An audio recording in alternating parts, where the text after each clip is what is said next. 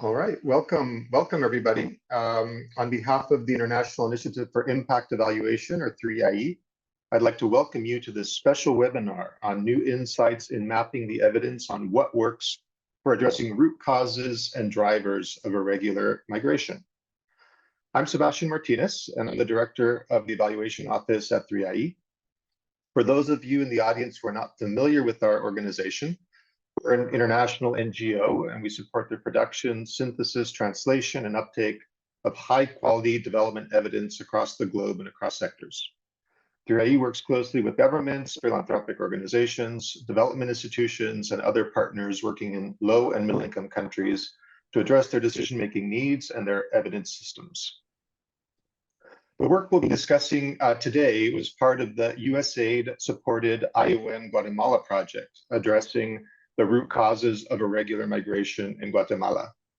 The project sought to generate evidence and connect Guatemalans to evidence-informed opportunities to achieve prosperous, secure, and dignified lives in their communities by reducing irregular migration. In August of 2022, the International Organization for Migration, or IOM, and 3IE began a collaboration to identify and understand the global evidence base around what works in root causes and drivers of programming. As part of the grant, we built an evidence gap map of interventions that aim to address the root causes and drivers of irregular migration in low and middle income countries. We then also produced a mixed methods systematic review of one of the larger clusters of evidence identified in the EGM skilled-based active labor market policy interventions. We hope today's discussion will help unpack the lessons from the existing evidence base, and that the generated evidence will help policymakers and funders to take necessary steps to ensure prosperous, secure, and dignified lives by reducing irregular migration.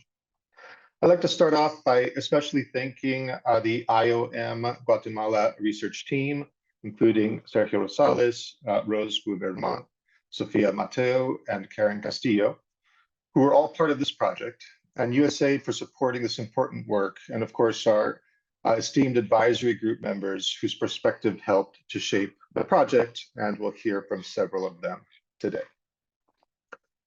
Just a few housekeeping items before we kick this off. The webinar will be 1 hour and 30 minutes. We're going to spend the first hour discussing several topics, and then we'll have about 30 minutes for Q&A. When setting questions to the panel, please use the Q&A box for questions and not the chat function. And also, please name the panelist you would like a response from. If this event is disrupted for any reason, we will shut it down and reach out to you over email. The event is being live streamed on YouTube and shared on social media. If you're joining our event via live stream, please leave your questions in the comments box. Also, we encourage you to tweet any questions or points of view on Twitter or X. Please tag at 3IE News, at IOM, and at USAID. All right, well, let me introduce our wonderful panelists today. Their impressive bios will be provided in the link in the chat below by my colleagues. For today's 3IE IOM webinar, we're pleased to have from the U.S. Agency for International Development, Hannah Schneider, who's the Migration and Learning Advisor for USAID's Bureau of the Latin America and Caribbean. We also have our esteemed advisory group members, including Marina Menke, Chief of the Global Migration Data Analysis Center for the IOM, David McKinsey, Lead Economist in the Development Research Group of the World Bank, and Domenico Tabasso, Senior Economist at the World Bank and UN High Commission for Refugees, Joint Data Center on Forced Displacement. We also have Carolyn Huang, our lead evaluation specialist here at 3IE, who led this project. And Carolyn will be presenting the key findings from the EGM and the SR to kick us off. So Carolyn, over to you.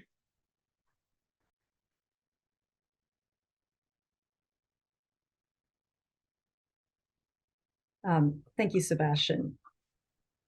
So the 3IE research team, comprised of myself, Danny, and Leon, Shannon Schisler, and several others, who are not here today, are delighted to present findings from a project that spanned about 1.25 years.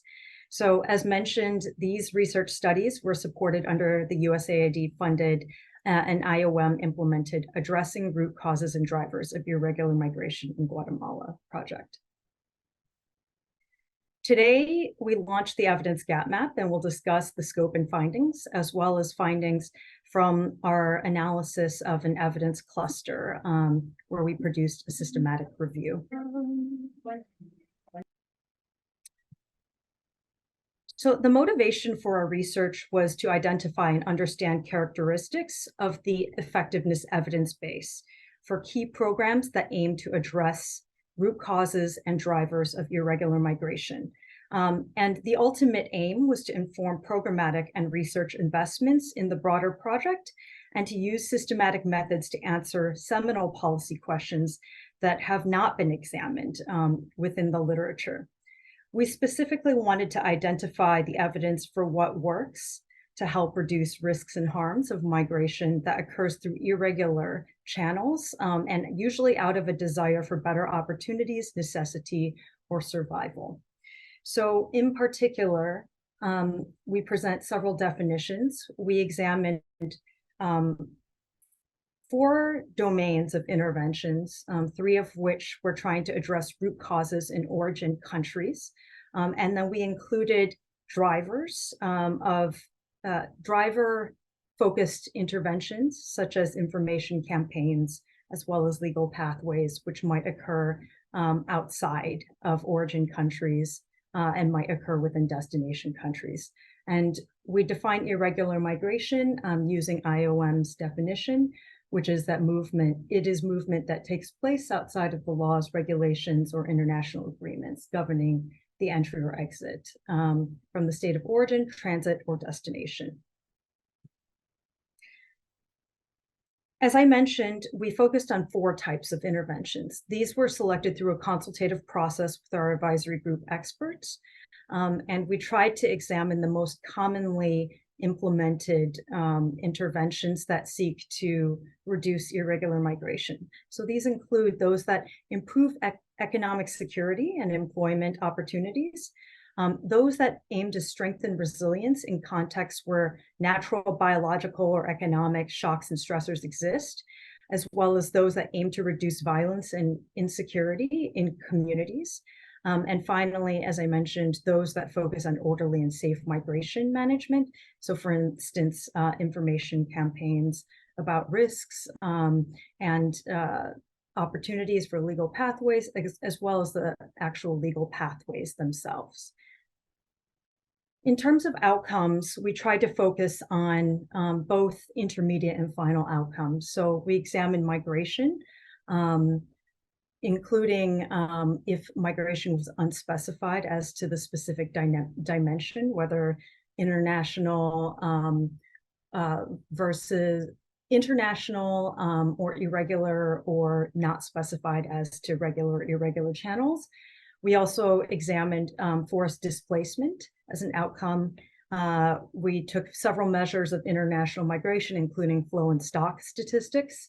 And we tried to examine intermediate outcomes such as intention to migrate or knowledge, perception, attitudes, and expectations towards migration. In terms of the findings, we identified over 56,000 unique results from academic databases, evidence repositories, and gray literature sources. Using machine learning algorithms trained on 3IE's development evidence portal, our large evidence repository, we were able to reduce the number of manually screened studies to about 12,000. And our team screened studies based on population, intervention, comparison group, and outcomes related criteria, as well as study design. And then we extracted key characteristics from the studies. So you can find our evidence, you can find specific studies that are in our evidence gap map, and these will be shared, the specific URL will be shared in the chat by my colleagues.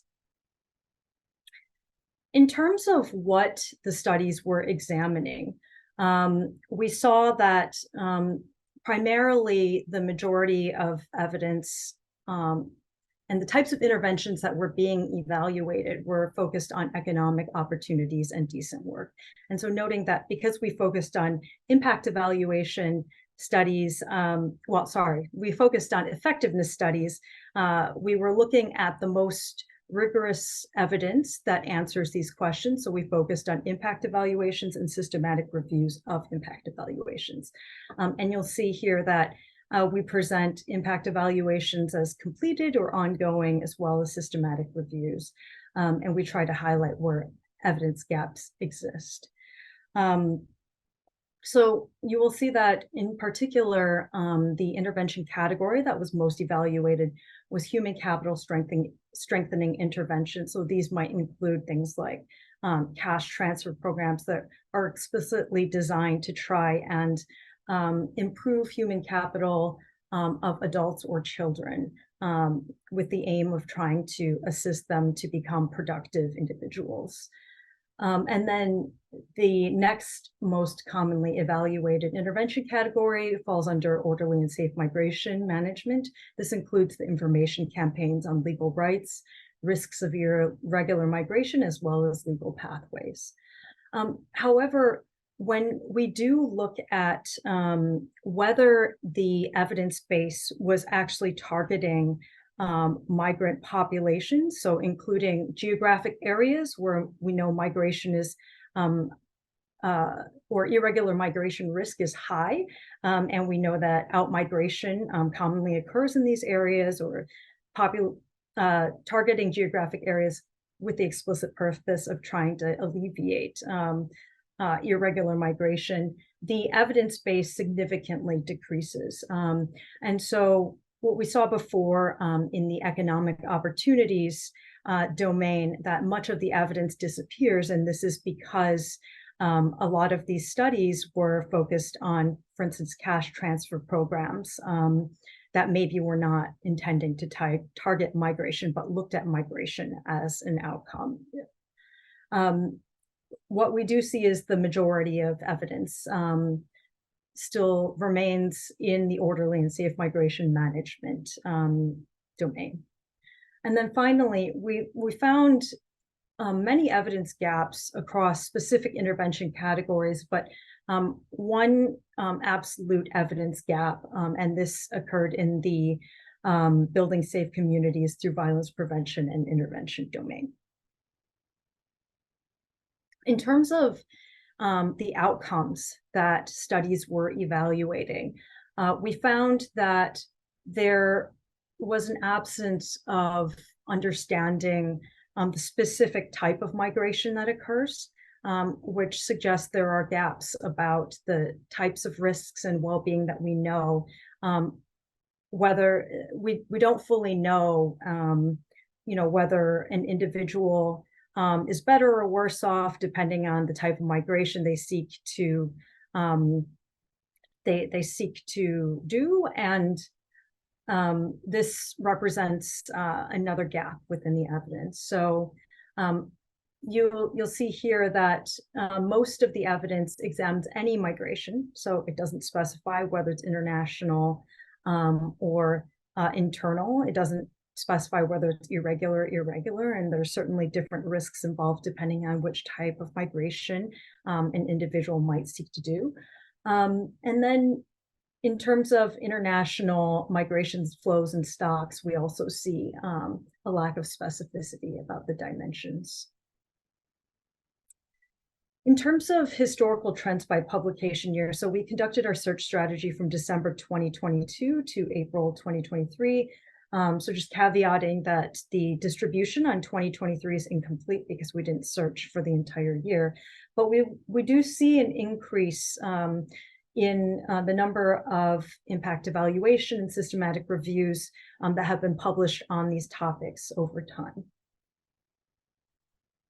In terms of the types of studies and the approaches that they used, we see that of the 69 impact evaluations that were completed, about 2/3 of them used experimental methods such as randomized control trials, while 27 used quasi-experimental methods.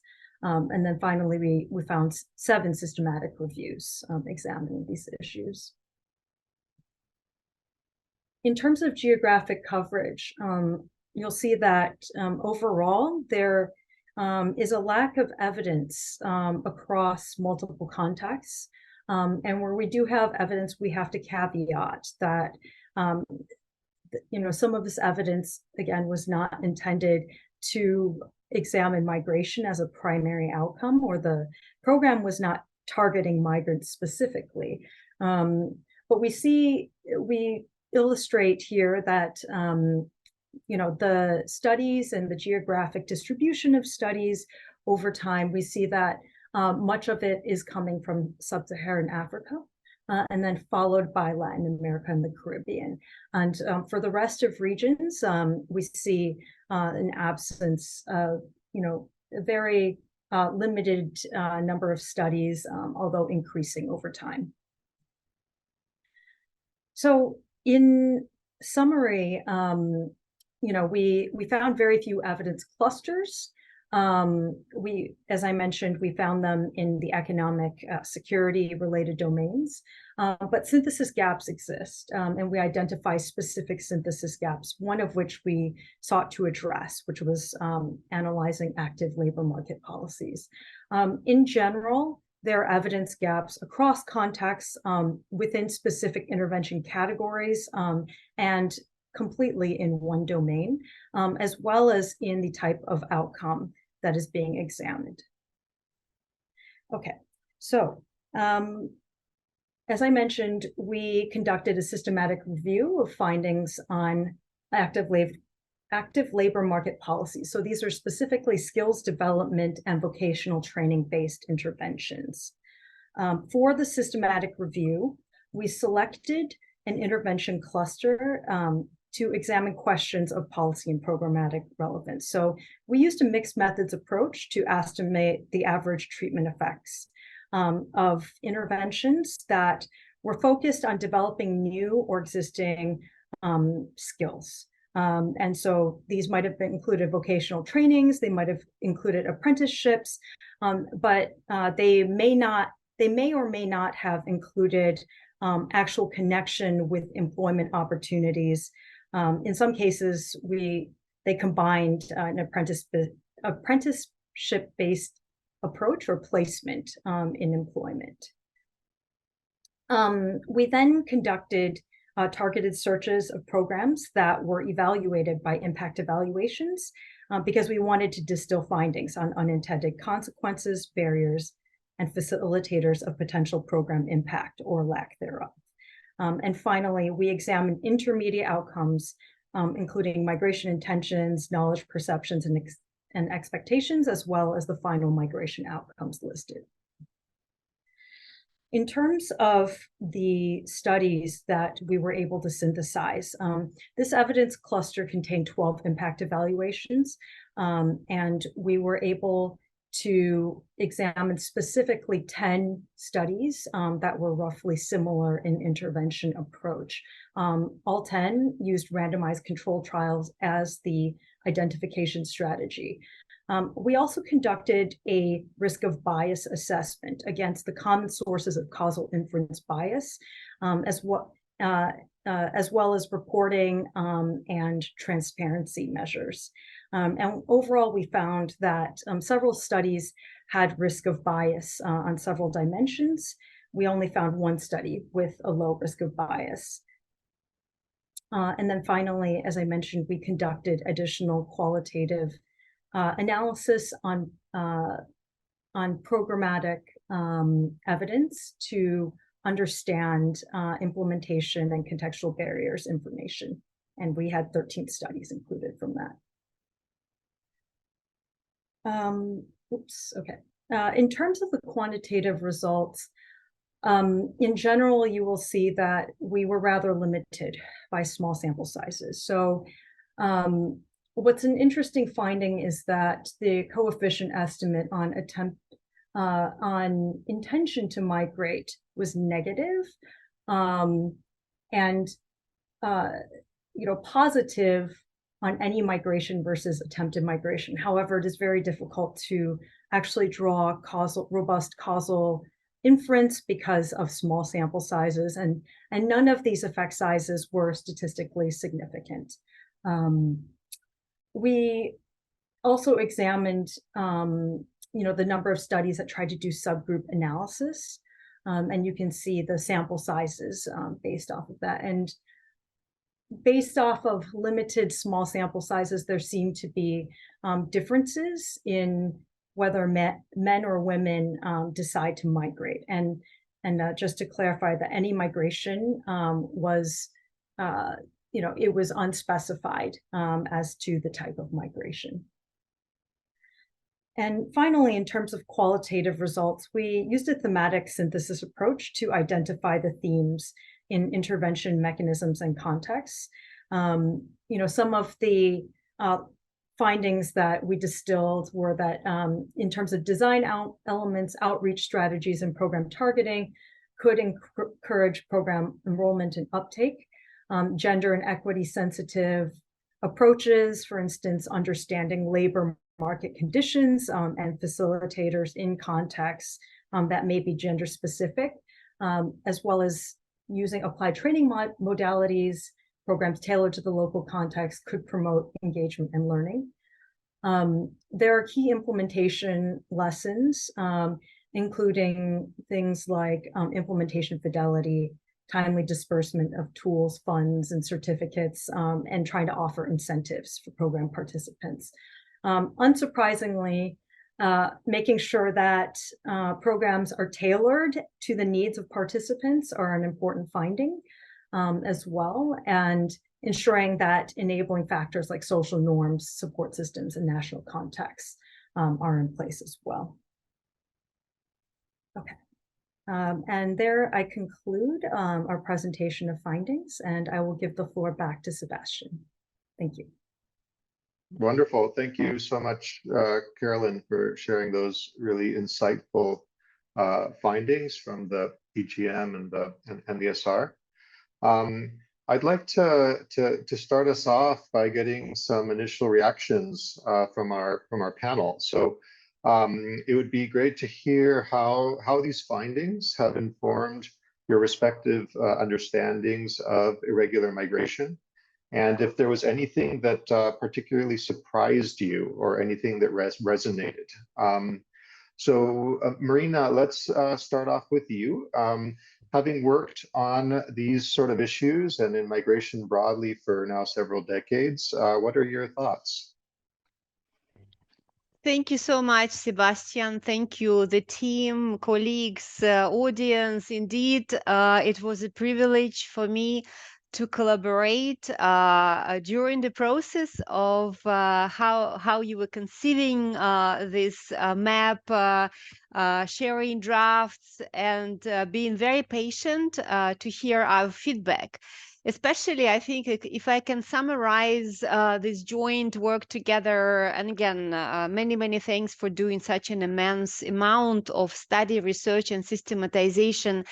So some of the main points I kept on coming back to the colleagues were not surprising, probably, but from my side as a representative of the International Organization for Migration, as the person who used to lead on IAM's work in the area of labor mobility and human development until 2 years ago, and now leading a team of the Global Migration Data Analysis Center, part of a bigger institute, Global Data Institute.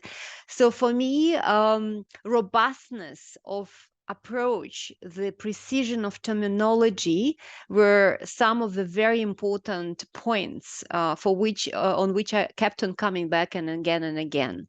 And so for me, some of the interesting findings, let me just name a few, one or two, basically, were that I was very excited to wait for the results of your analysis, because honestly, the study is really looking into so-called drivers of human mobility, and something what so many different global research initiatives are trying to crack right now. We know that the team in the Toronto University is leading on a memo initiative, which is really bringing different research and academic partners together.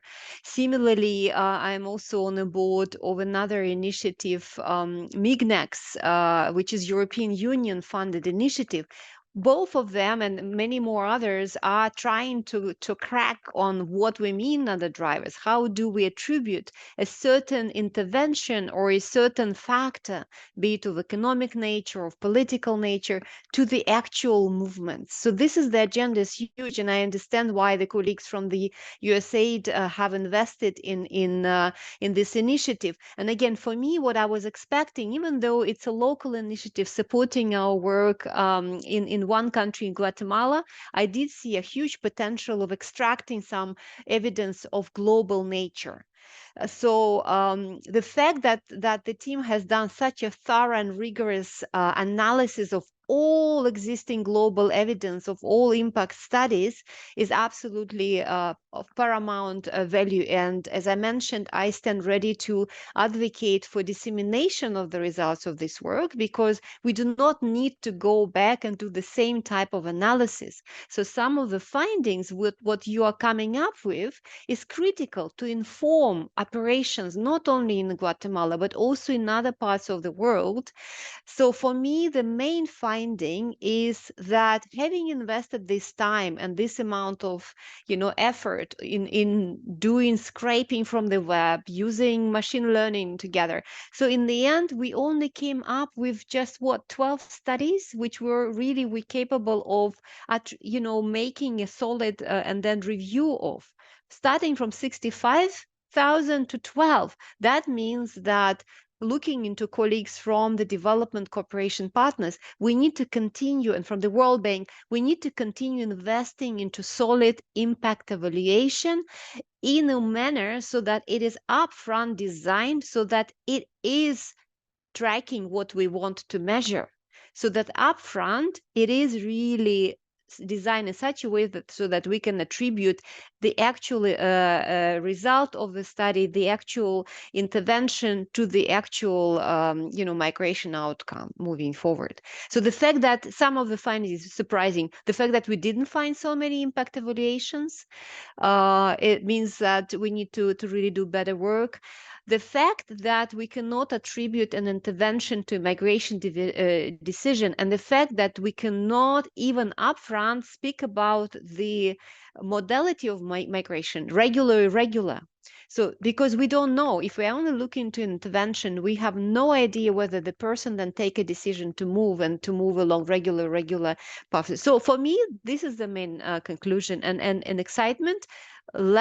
Insufficient number of studies we can look into, but also challenges, persistent challenges, complexities of looking into the driver context and doing and sticking to the robustness and the terminologies. I'll stop here, Sebastian, because I'm sure there will be other opportunities for me to intervene and comment. Over. Thank you so much, Marina. And let me turn now to Domenico, building a little bit on Marina's final points about the sort of the large gaps and absence of evidence. One of the key findings actually that came out of the EGM was that there was sort of a major absence of evidence on the 4 types of root cause and driver programming on forced international displacement outcomes. So we'd be really interested to hear what your reactions were to this finding. And thank you very much.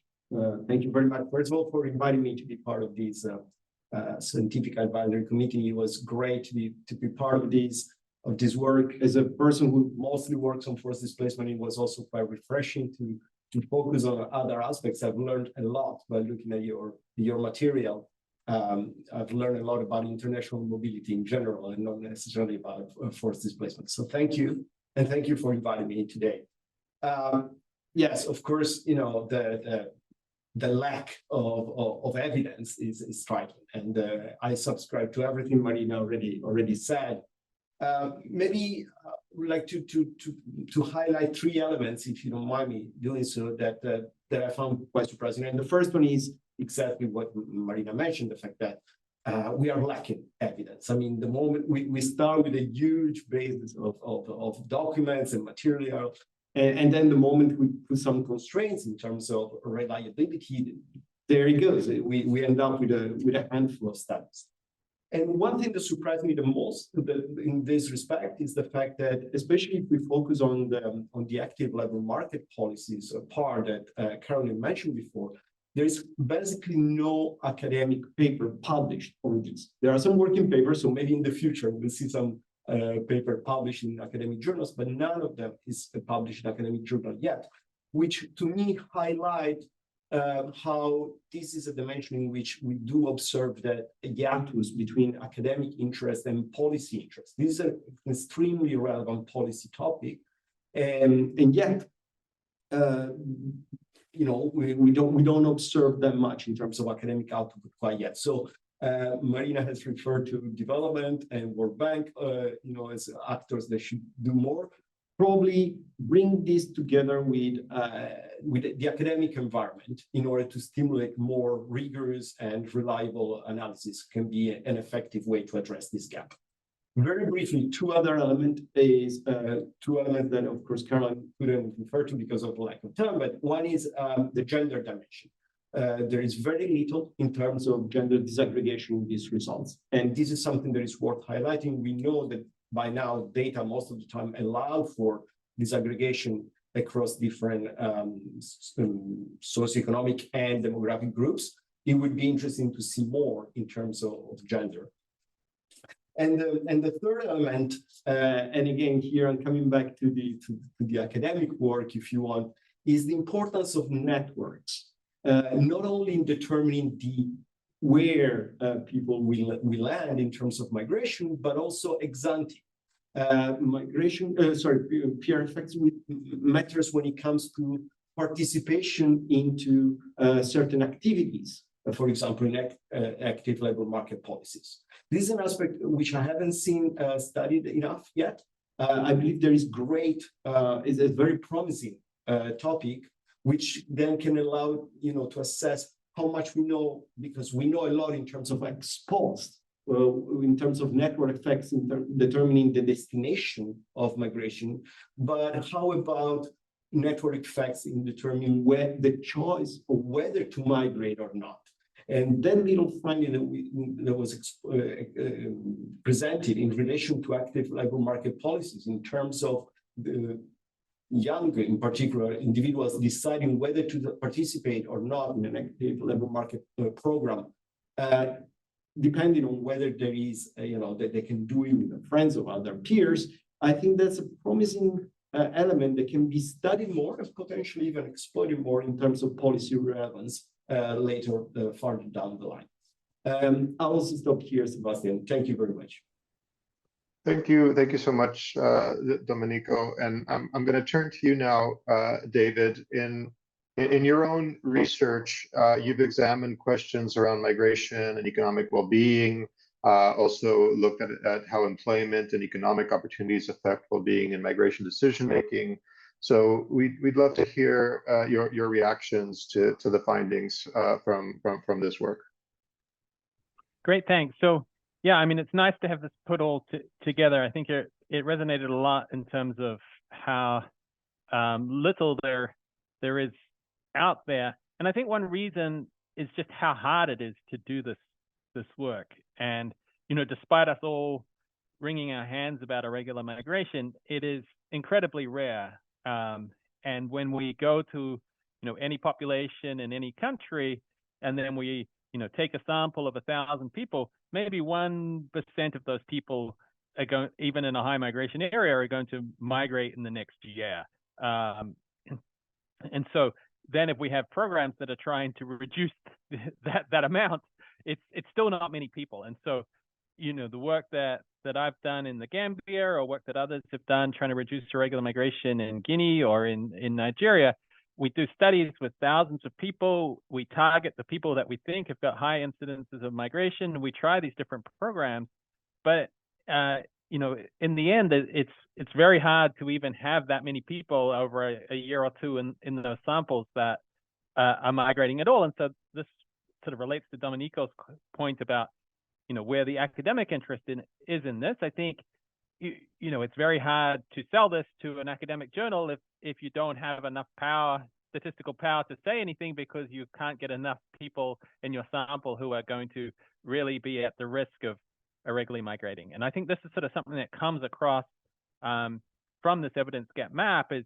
just how little we know about targeting these programs and sort of select how to identify the people at most risk of irregular migration so that we can target our interventions at them. And so, most of what we see are either things that are very broad, so general cash transfer programs, general active labor market programs that are not specifically targeted at migrants.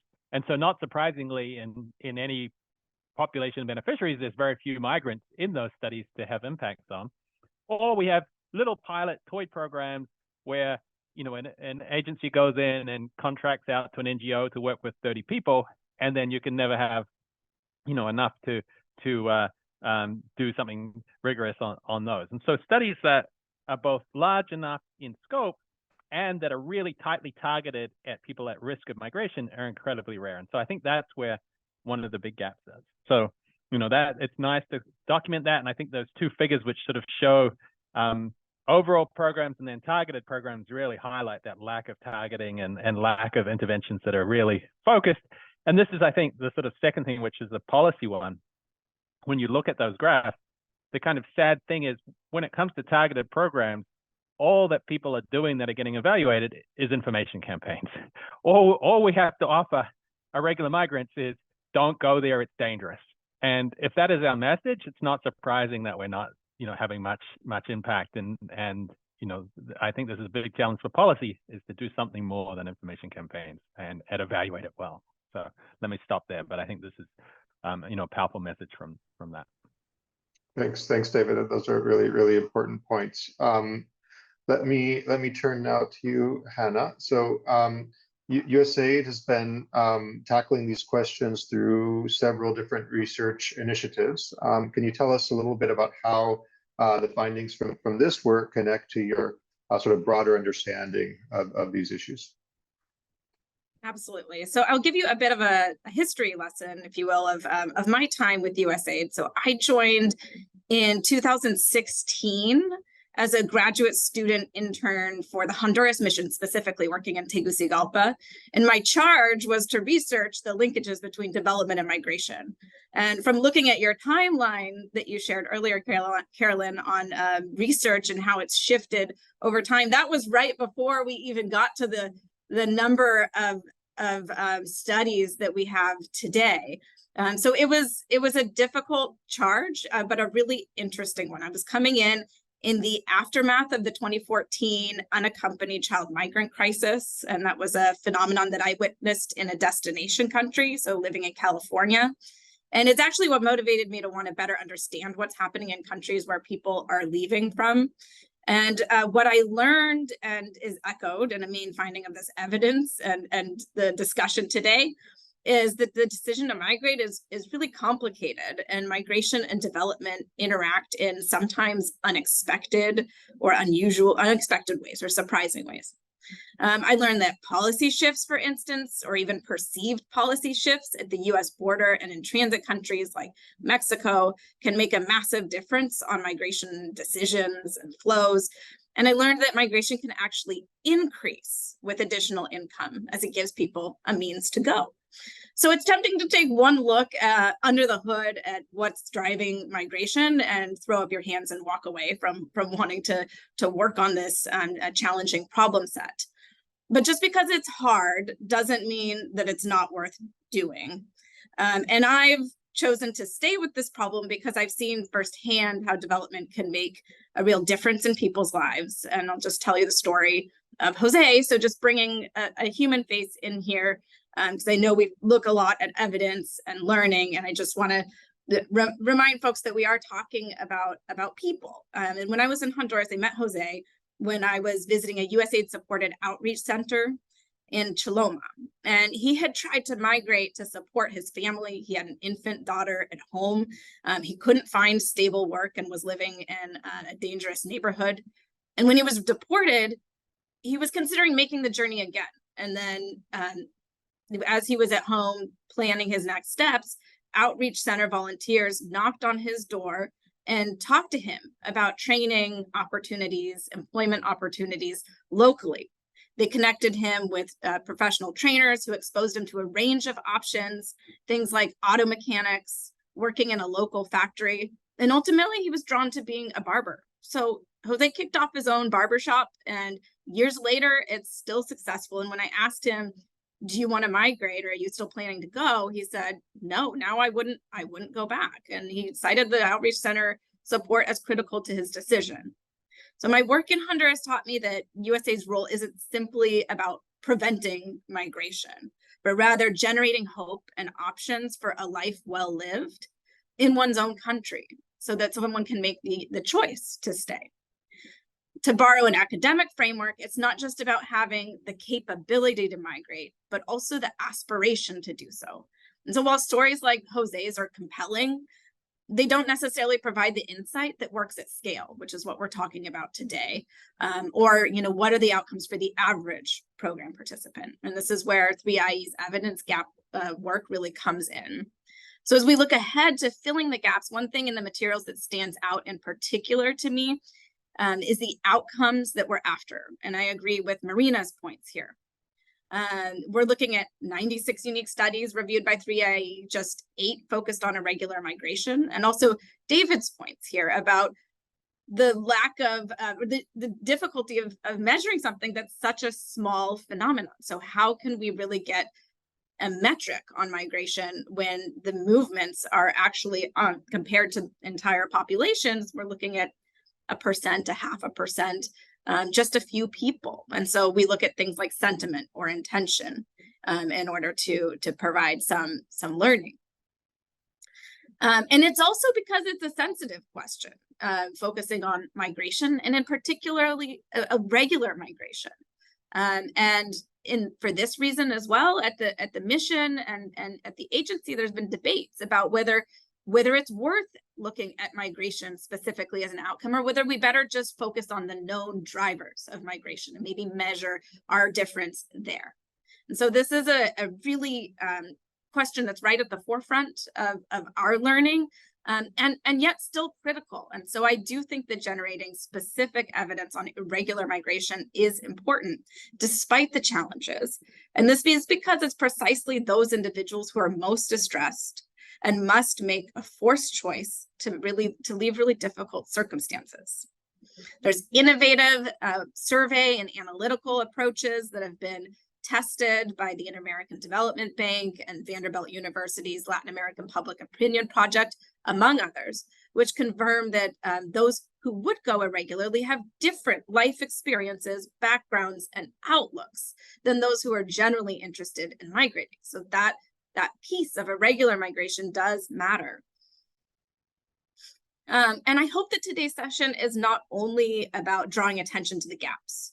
I also hope we are motivating ourselves and others, inspiring one another and the great minds in this room, both on the panel and attending, to find creative ways to fill those gaps. And from my experience working at USAID, the endeavor to fill evidence gaps is not about one single finding, study, or evaluation. And while impact evaluations are important, we look to a broad set of qualitative and quantitative research. As we say here, we're generating a suite of learning and evidence to inform and improve our approach to addressing the root causes of migration. So please don't throw up your hands and walk away because it's too hard or complicated. Instead, join us, and we do need to work together in order to make a scalable difference in the region. Thanks. Thank you so much, Hannah, for these really important points and reminders. Before moving to the next set of questions, I want to loop back to you, Carolyn.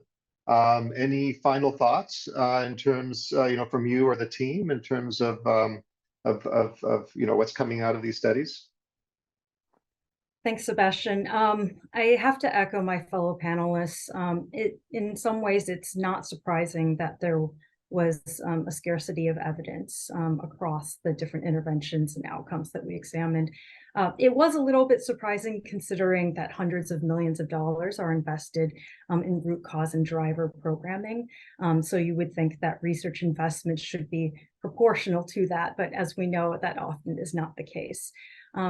Probably the most shocking finding, I think, which really resonates with what Hannah and David were illustrating, is that there isn't enough evidence understanding the migration decision-making process.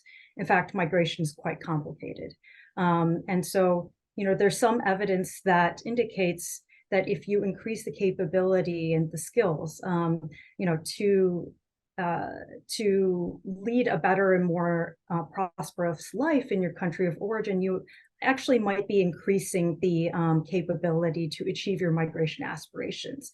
And so we really don't know to what extent migration aspirations are deeply connected to some of these root causes. I think there's not enough known even about that. And so really the response to some of these programs is probably a lot more complicated than we realize. And certainly the lack of evidence, 96 evidence gap, and 96 studies found, and then 12 specifically on the one evidence cluster that we examined. I mean, it's just not enough to understand these complex dimensions. Thanks. Thanks so much, Kellen. I think that's a good segue, because now I'd like to move us into thinking about what's next. So where do we go from here? So for each of you in your own views, what are the implications, priorities, and next steps for addressing the critical gaps in this evidence base? And I'd like to maybe stick with Hannah first, and then move to Marina. So Hannah, what are your perspectives for those next steps and for making meaningful progress to address these questions? Sure. And admittedly, I left you with a call to action to join the effort to fill evidence gaps without giving you a roadmap for how to do that. And so that's what I'd like to jump into now, share some ideas for how we can work together. So first, an update on my role and how it evolved since I was a graduate student intern. I went on to work as a migration specialist in Honduras for several years, and then more recently transitioned to work for the Bureau for Latin America and the Caribbean. And my new role is to support migration learning across the entire region, but I rely on the on-the-ground experience that I gained working in Honduras every day. The U.S. Agency for International Development has an agency learning agenda that includes a priority on migration and forced displacement. And so that's at the agency-wide level. Our bureau, the LAC Bureau, helps advance this learning agenda through a regional migration learning agenda, which teases out the specific learning questions we urgently need to answer.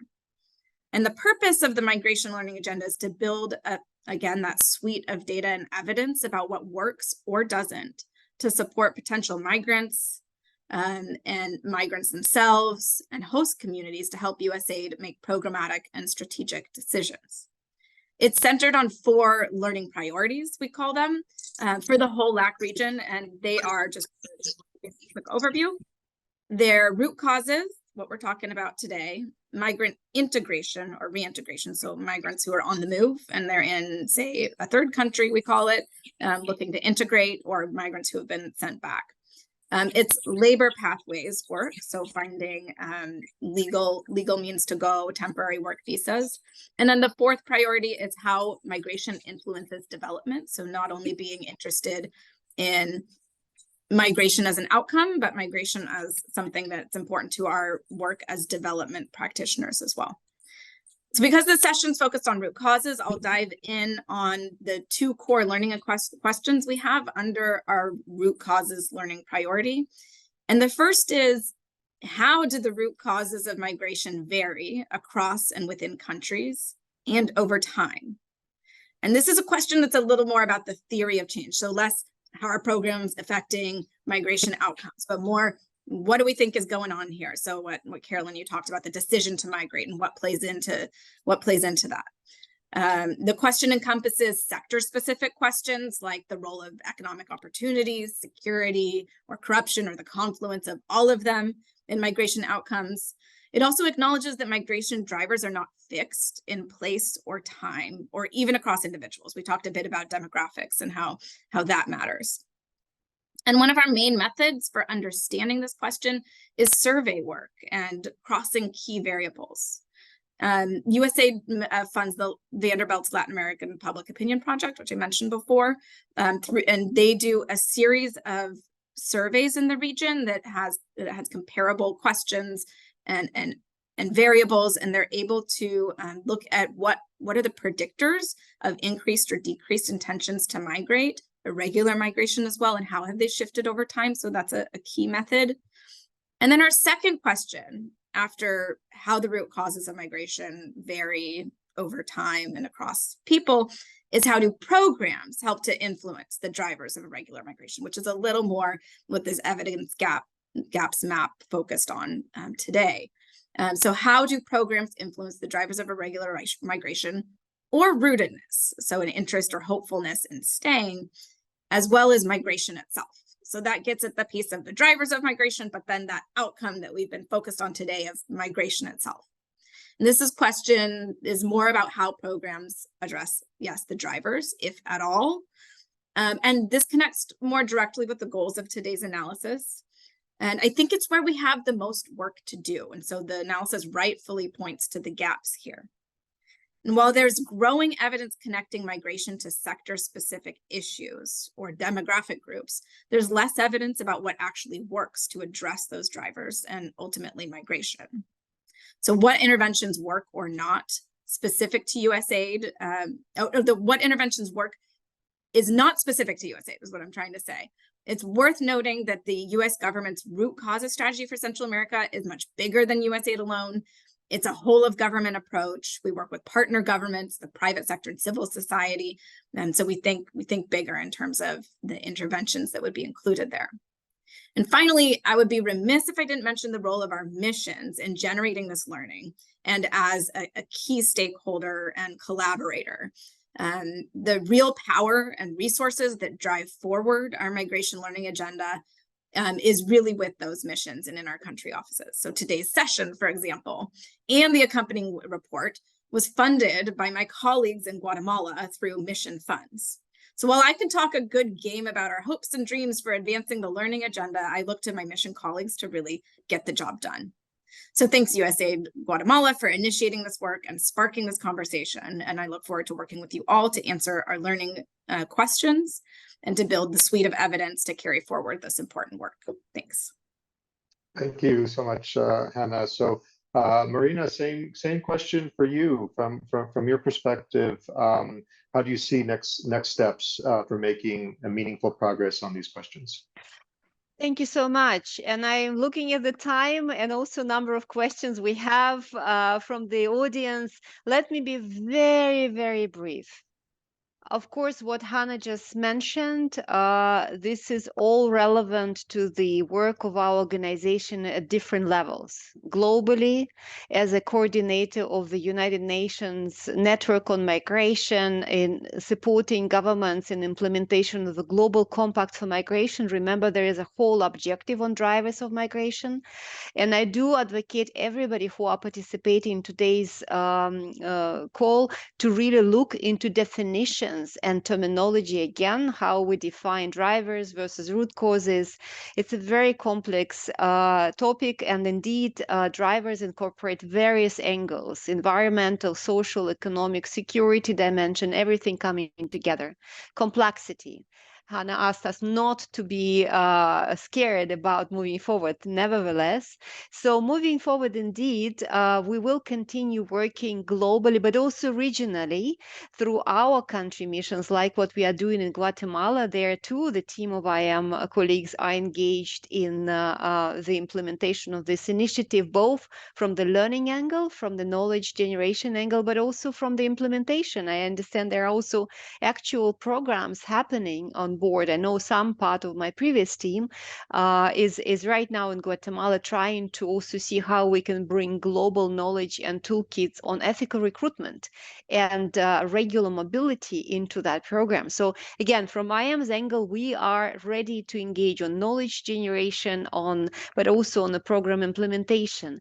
But specifically in the region, of course, Los Angeles Declaration for us a very important direction of travel.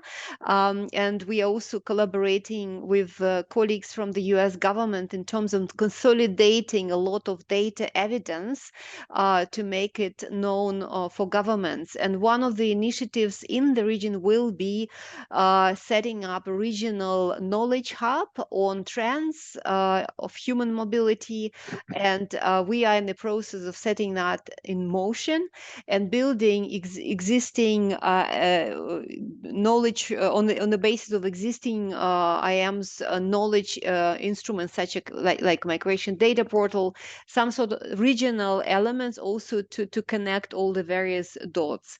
As you see from the background, I'm a part of the Global Data Institute. For us, we conceptualize data which is meaningful to do something impactful on the ground, and we speak about data for action, data for insight and foresight.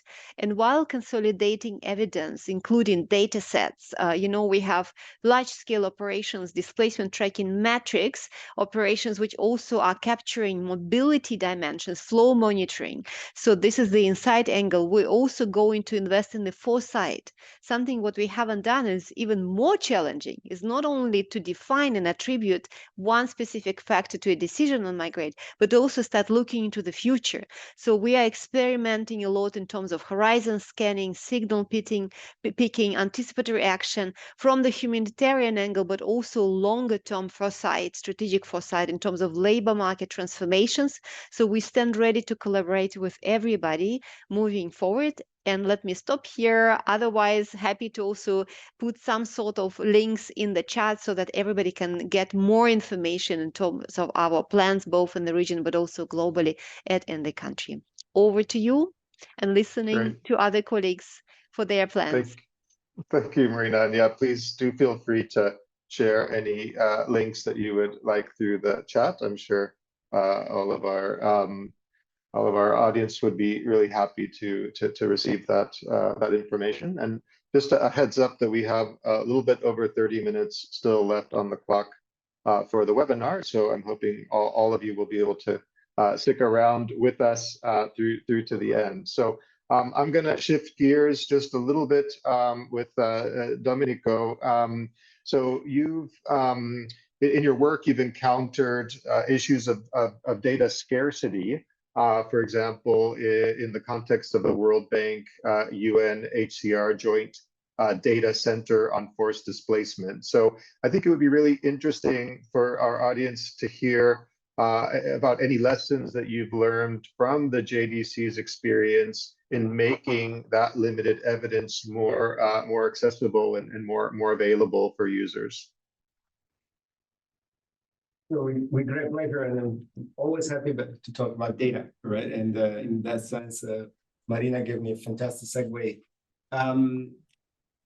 There are two elements that I would like to highlight here. And first of all, let me also say that I agree with what David said before, that very often lack of evidence is driven by the fact that we don't have the data to work on. And that's something that on forced displacement we've encountered a lot. And nonetheless, there are several things that we can do, and we are observing, especially when it comes to forced displacement. We are observing an increasing trend in working not just across international organizations, but also with local actors in trying to fill the gap when it comes to data. A term that is very often used when it comes to forced displacement is inclusion. And we normally talk about socioeconomic inclusion in access to basic rights. Statistical inclusion is the one that we like to speak about at the Joint Data Center. And by that, we mean that we want to work closely with national statistical offices for them to conduct and include forcibly displaced people whether they are refugees or IDPs or stateless people in their own statistical system, in census, in national statistical surveys, in household surveys, and so on, in administrative data as well. And this for two good reasons. First of all, because this leads to ownership of the data by sources that can be trusted and relied upon by national governments, but also because of comparative reasons. In order to obtain data that can be, offer a good overview of what the socioeconomic situation is of both the forcibly displaced and the host communities, and it can also be used for international comparisons. So the statistical inclusion really comes with a number of elements that are, providing us with good source of data. To refer back also to the last part of your question, one of the elements that we've worked a lot on is to make this data public available. We've worked on that in collaboration with other international institutions, recognizing that, again, if we want more evidence to be generated, we need the right people to be able to access the data. But we also recognize that these data, especially when we talk about microdata, are very sensitive. And so we do need to respect the fact that these are vulnerable populations, and therefore we need to make it in place a number of actions to guarantee that these data can be accessed in a responsible and safe way. And by now, we do have good microdata libraries, the World Bank one, but also the UNHCR one, which did not exist until 4 years ago and now has almost 800 data sets, then can be accessed upon registration, of course, and under close scrutiny by the right people to make sure that this data can be used, evidence can be generated on these populations, and evidence can be used by the number of stakeholders, whether they are academics, whether they are researchers, whether they are policymakers and practitioners, because the collaboration across stakeholders very often is key in order to produce those policies that can be beneficial for both the forcibly displaced, more generally the migrants, and the host communities, because we should never forget about the role that the host communities play in this complex environment. Thank you. Thanks so much, Domenico. Of course, really important first step, getting the data out there in a responsible way. But then, of course, we want the community of practice, researchers and decision makers to use those data. So I want to turn now to David and then Carolyn to get your thoughts on, how do we get researchers to push the boundaries of this evidence base? What efforts in your views could researchers be taking to help us fill some of the gaps that we've seen here? So maybe David, over to you first, and then we'd love to hear from you, Carolyn. So, I think there's definitely a lot of researchers who are interested in working in this space, but they're just not seeing programs being implemented that they think have any chance of being able to see impacts. And I don't mean that as a disparagement to the policy, but for some of the reasons that we saw, I think there's a lot of programs going on that are trying to improve the lives of people. And even if migration was not in the picture, we would still want people to be more resilient to climate, have better jobs, have more opportunities for setting up businesses at home. Like, there's a lot of things that researchers are interested in sort of looking at where you take migration out of the picture and they're still interested in it for development outcomes. But if the focus is on migration, then there needs to really be a lot more targeting on the people who are likely to migrate. And so it's not something that I see organizations who are working on these programs really investing in how do we test how we should identify the people most at risk and pilot 100 different ways of targeting those people, and let's work together with researchers to do that. It's where did we find some partner who wants to implement a program and let's test it out? Or where would the government allow us to test something? Or I don't sort of see a systematic program of learning taking place. And so I think, there's a lot of researchers who who would love to jump in and sort of help on these issues. But migration is, as we've discussed, such a hard outcome to measure that you really, if that's really the focus, the programs need to be a lot more focused than they currently are, or else you sort of say, we care about these programs intrinsically because they do a lot of good things, even if they don't do anything for migration. I think that's fine too. So that's one thing. I think the second is just, you know, what Hannah mentioned in terms of opening up these additional channels. I think, you know, it's a big open research. There's a couple of big open research questions here. One is sort of whether this is a substitute or a complement to irregular migration, whether giving people a lot more regular things we often assume is going to reduce irregular migration, but it's not completely clear from a research perspective. And I think that's a super fascinating question that people would be really interested to work on. And the second is, you know, everyone sort of heard about this migration hump idea where, you know, as people's incomes increase, they actually first try and migrate a bit more because they can now afford to meet the costs of it. And so some of these efforts that may be said to reduce irregular migration might actually increase it in the short run, depending on where people start from. And again, that's something I think researchers would be very interested in working on if those programs sort of open themselves up to looking at that. And so, you know, then there's the issue of how do you measure all these things in data? And I think, you know, because it's such a specialized system, either there's going to be, you know, potentially some tie-ins to some administrative data from legal work programs, but otherwise it's really going to have to rely on some very targeted specialty surveys and working very closely to try and track people over a bunch of years, because this is also something that doesn't happen very quickly, but happens over several years. And so I think there needs to be a lot more investment in data as well. But yeah, let me stop there. Thanks, David. Carolyn, anything to add there? Yeah, I think that my fellow panelists have raised a lot of great points. I think that the research community, we need to take cues from coordinated efforts, including those that Marina has discussed, that the IOM is undertaking, and Hannah has discussed with the learning agenda, with USAID's learning agenda.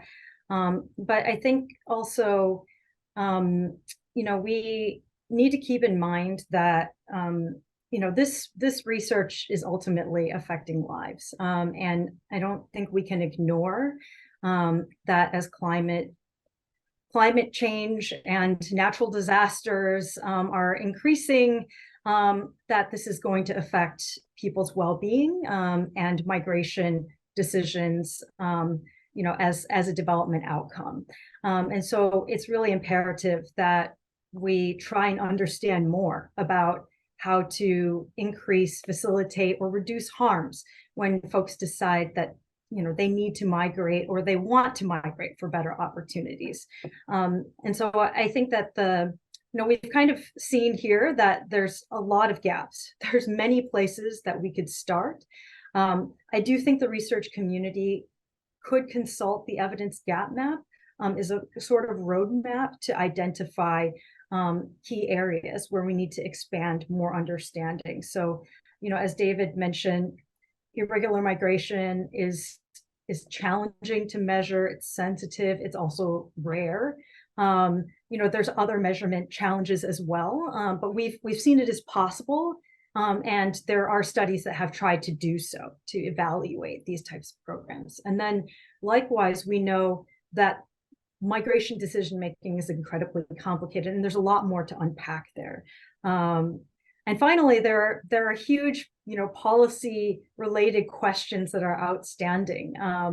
You know, we keep talking about resilience, like what does it mean when it comes to the linkage with migration?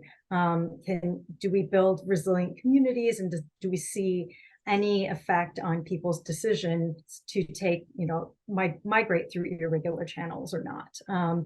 As well as, like, what does it mean when you try and increase safety and security in communities? Do we see anything happening there? So I think the evidence gap map is a good place to start. I might be a little bit biased, but I also think that it's going to take a coordinated effort too among many actors, like, you know, Hannah, Marina, and Domenico mentioned. Thanks. Great. Thank you so much, Carolyn. And as we've been discussing, we've had a number of questions start to flow in from our participants. Thanks to all of you who have submitted those questions. And we're going to spend the next 15 minutes or so attempting to cover some of that ground. Unfortunately, we probably won't be able to get to everyone's question, but please send in any additional questions in the next couple of minutes, and we'll try to get to as many of them as possible before we wrap up the conversation. So, Henna, we've had a couple of questions that have come for you. So I'll just read them out loud, and you can sort of maybe pick and choose how you want to respond to them. So the first question from Megan says, in the story of Jose, and more broadly in the literature, how does security interplay with the other activities such as jobs, with more measurable outcomes described that resulted from the interventions? And then we have a second question also for you, which asks whether you could elaborate on the non-drivers of migration that some agencies are interested in. So let me leave you with those two, and again, sort of welcome to craft your responses as you see best. Sure. So I'll pick up the question about the security interplay with Jose's experience, and actually by bringing up another story, which is a woman who left because, excuse me, who, similar to Jose's, when I spoke with Jose, by the way, security was not at the forefront of what he told me, but there's a number of stories that kind of look at what's underneath the lack of economic opportunities, and how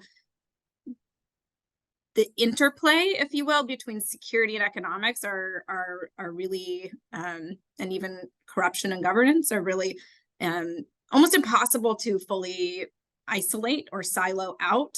And so there's a woman who I also met who readily said she left because she couldn't, feed her family or find the resources in order to make a living. And then in this case, we kind of looked deeper into her story, and it turned out that she had tried to open a business and failed, like a corner market, and she failed because there was a gang presence in her neighborhood, and they were asking for this impuesto de guerra, which is like a war tax, they would call it, which is you need to pay me some of your profits so that, I'll take care of the neighborhood and keep you safe.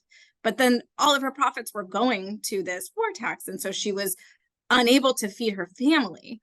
And then you look even before that, and she had come from rural Honduras, where she was facing drought conditions and her family wasn't able to, subsist on crops. So they had moved to the city. So then you bring in climate. And then the story of her reporting to the local police, or wanting to report, but knowing she couldn't trust them because they were in collaboration with the gangs. And so then you have this confluence of economic, security, climate, and then corruption issues all coming together. And the point is that I often find myself in conversations where there's a push to identify the one true root cause or driver. I didn't even mention, by the way, things outside of the sphere of influence of development work, like border policies and maybe relationships that are drawing one out. But the learning from this story is that it behooves us to address multiple drivers in multiple ways, and to think of an approach that integrates the different sectors together and how we respond. And so if we only do economics or we only do security, we have blind spots. And so it's really about finding that right mix. And as discussed today, that we're still figuring out what that right mix is. And I would point you, for instance, to Honduras's country development and cooperation strategy, which really takes as its central approach an integrated approach to the drivers of migration, acknowledging that they are not separate. And so that's what I would say about that. And then the second question was non-drivers of migration. And I guess I just am not totally clear. Do you have like a better interpretation, or can someone explain what they think they're trying to get at with non-drivers of migration? I was hoping that would be a term that would be understood by the panel, but I think let's leave it there for now. And whoever posed that question, you're welcome to come back with a little further elaboration on what is meant by the term of non-drivers of migration, and we can turn back to that if we have time. But thank you, Hannah. So Marina, we have, and I guess this is a question also that we can open up for any other panelists who would like to comment. But there's a question from Tassin around the connection between irregular migration and weak government systems, or the lack of confidence in government systems. Interested to hear what your thoughts are, what we know, or what we know the evidence says about these connections. Any thoughts, Marina, for you first, and then we can see if anybody else would like to chime in. Thank you so much. And I think I'll repeat what Hannah already mentioned, and what I think I see the feedback from the participants also reconfirming the importance of not striving for oversimplification. I mean, we know that attribution, decision to migrate to one factor is not helpful. So it's going to be very, very big oversimplification, because in the end, in our organization, we have invested some time in trying to list down all the drivers, and we came up with a huge matrix, which is basically incorporating multiple factors at micro level. It's also the decision of an individual, but sometimes the family of a migrant is playing an important role. We also have a so-called meso level community influence, key community factors interfering and framing the decision to stay or to go. We also speak about the country level, macro level dynamics, the regional dynamics, global big swan events, which are so hard to predict. So it's a very complex agenda. That's why if we look into specific conflict and security, yes, it's absolutely known that at some stage, the accumulation of insecurity and personal safety starts leading to really decisions of movements, not necessarily only for one person, but really create this push towards moving out of human insecurity, moving towards safety. So we are aware of about that. But again, is it attributed to a specific political dimension or overall feeling of insecurity? For our foresight work, let me tell you that we cluster the drivers into three. One is we cluster in terms of biophysical, what you can call environmental, climate-related drivers of human mobility. Then we'll go into the socioeconomic, so-called opportunities, so improvement of livelihood. And the third one is about the well-being, the safety, the conflict falls under the third category. We need to cluster to enable some rigorous data collection and anticipatory modeling, but for the sake of attributing one factor to another, it's very hard. But yes, to cut a long story short, yes, political conflict, insecurity are an important, they are important drivers. Attribution is difficult, whether that would lead to an internal and international. We know that climate change related dimensions very often lead to internal displacement. So this we know, internal displacement is primarily driven by climate, and usually people go back, IDPs usually go back to those. So there we can have a bit better attribution. In terms of other drivers, I would be a bit more cautious about oversimplification. Great. Thank you, Marina. And I'm going to just pause to see if any of the other panelists would like to add any further thoughts on this question.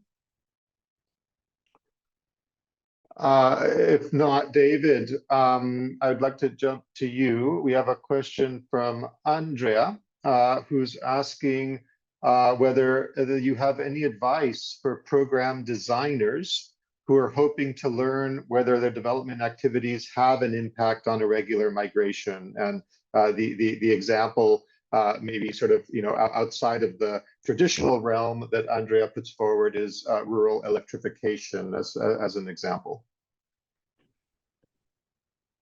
Yeah, I mean, I think for something like that where it's affecting lots and lots of people, but most of them, I mean, most of them are not going to be people who are at all likely to migrate irregularly, then you would really need to try and do a very special sample of a subset, a subset of that population. So if you can say, find young men who are of their prime age in the part of the region where they're most likely to go for, and then you interview them and find who had plans of moving in the next couple of years, and then trace them as rural electrification comes in, then maybe you can try and say something.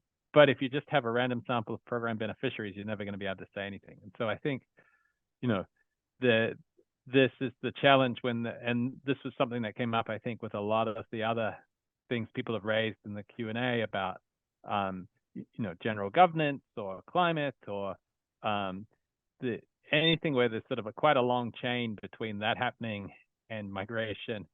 And these things have many other consequences for people that are much more immediate, but the causal chain that links rural electrification to irregular migration is quite long. And unless you can identify the people who are, those 1 in 100 people who are likely to be affected, and do a sample that's really just focused on them, you're never going to be able to learn, unless, again, maybe you do something with cell phone data or big data where you can do something with a sample of 100,000. But if you have traditional data sources, it's going to be really hard.